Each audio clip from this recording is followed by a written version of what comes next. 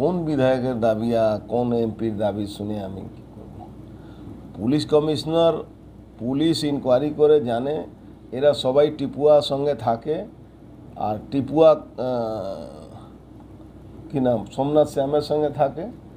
12 নম্বর ওয়ার্ডকে এরা জিহাদিদের ঠেক বানিয়ে দিয়েছে, ক্রিমিনালদের ঠেক বানিয়ে দিয়েছে।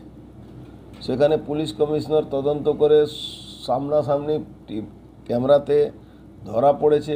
আজকে যদি আমরা ক্যামেরা ওই ভিডিও না রিলিজ করতাম তাহলে তো কেসটাকেই ধামাচাপা দিয়ে দেওয়া হতো।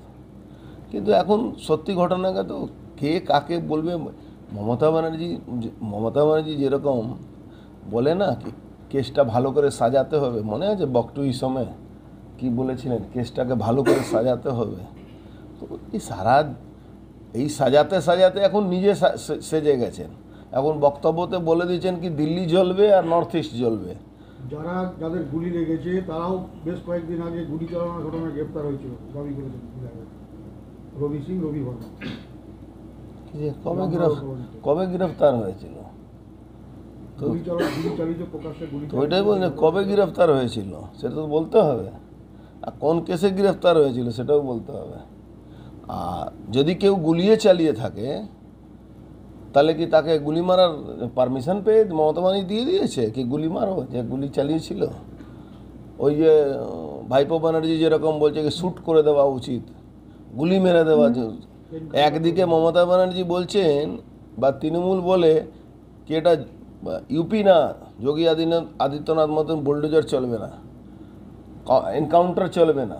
যত আপনি দেখবেন তৃণমূল এসব বসে ডিবেটে বলে এখানে এনকাউন্টার হবে না, আর তাদের বাবা বলছে কি এনকাউন্টার করে মেরে দেওয়া উচিত। মমতা ব্যানার্জি 10 দিনের মধ্যে ভারতবর্ষে আইনটাকে চেঞ্জ করে উনি 10 দিনের মধ্যে ফাঁসি দেবেন, তাহলে কামদুনি ফাঁসি হলো না কেন?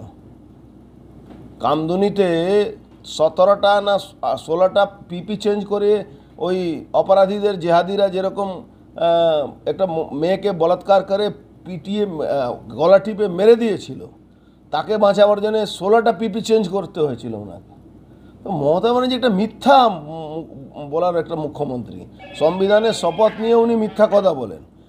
ওনার দল আর ওনার কথা বলে কোনো উত্তর দিয়ে তো কোনো মানে হয় না। উনি সবসময় এই কেস আছে। আপনি মনে নেই আমাকে মারার জন্য 2টো লোক নিয়ে এসেছিলেন, এই তখনকার একজন পুলিশ অফিসার নিয়ে এসেছিল, আমি তাড়া করে ধরতে গেলে তাকে নিয়ে পালিয়ে গেছিল।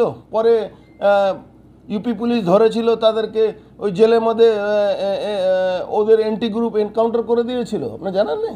8 জন ধরা পড়েছে।